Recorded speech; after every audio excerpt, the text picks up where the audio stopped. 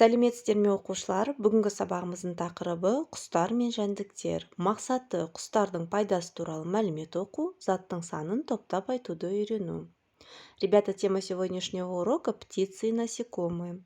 Сегодня прочитаем сведения о пользе птиц, а также научимся группировать числительные. Бүгінгі өтетін жаңа сөздер бозторғай, жаворонок, немқұрайлы, халатно, шөл, пустыня, тарғыл, пестрый либо полосатый, арамшөп, сорняк. Қайталаймыз. Бозторғай, немқұрайлы, шөл, тарғыл, арамшөп. Жақсы балалар, жаңа сөздерді оқимыз, сөздікке жазамыз және есте сақтаймыз. Келесі бірінші тапсырма жұмбақты шешіп, жауабын суреттен тап. В этом задании вам нужно отгадать данные загадки и найти их отгадку в картинке. Арамшөптің дәндерін қорек етіп жүремін. Мақсатымда ондағы көбеймесін дегенім. Жәндіктен де егінді азат етіп жүремін. Мақсатымда ондағы егін өссін дегенім. Бұл не? Самостоятельно отгадайте, найдите отгадку в картинке. Әрі қарай сен білесің бе? Знаешь ли ты? Бозторғайлар тек Антарктидада кездеспейді. Жаворонки встречаются не только в Антарктиде. Олар жәндіктермен және өсімдіктің дәнімен қоректенеді. Они питаются насекомыми и семенами растений. Бозторғай тыныштықты сүйетін құс. Жаворонок птица, которая любит тишину.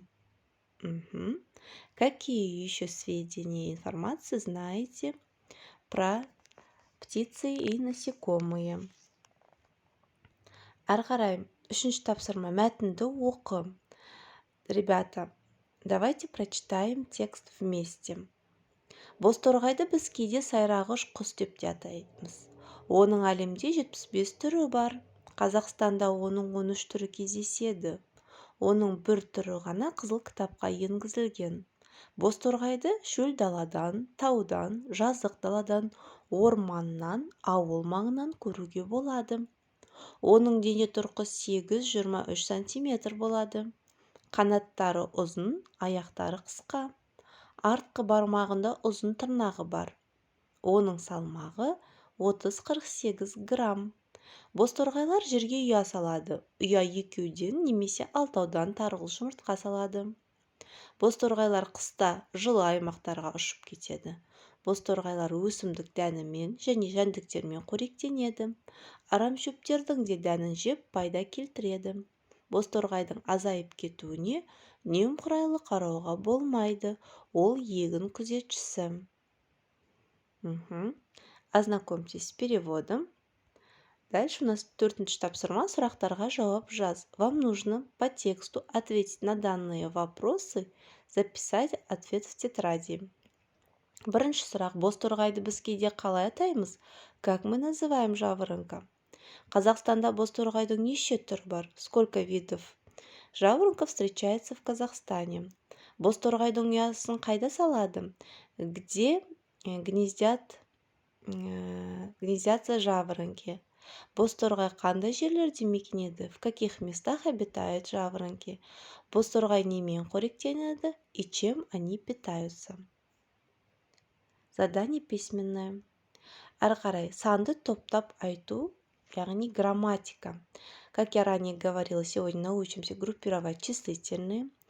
Есть два способа группировки числительных. Первый – это с помощью суффикса «ау», «ю». То есть добавляете эти суффиксы к числительным. Но имейте в виду, эти суффиксы нужно добавлять только до цифры 7. Біреу, екеу, үшеу, төртеу, бесеу, алтау, жетеу. Второй способ – это образуется путем повторения числительных, затем добавляете окончание шығыс септік. Это данден, тантен, наннен. Например, сначала повторяем числительные, без, затем добавляем нужное окончание. Получается без стен, по 5. 6 6-дан по 6, 9 9-дан по 9, 12 12-ден по 12. То есть таким способом группируем числительные. Енді төртінші тапсырма сурет бойынша толықтырып айт. По данным правилу вы должны выполнить четвертый тапсырма устно. Посмотрите внимательно на картинки, а также вместо многоточий используйте числительные, групповые числительные. Свои устные ответы отправляйте своему учителю на проверку. Жақсы балалар, ендігі сабағымыз аяқталды. Сау болыңыз.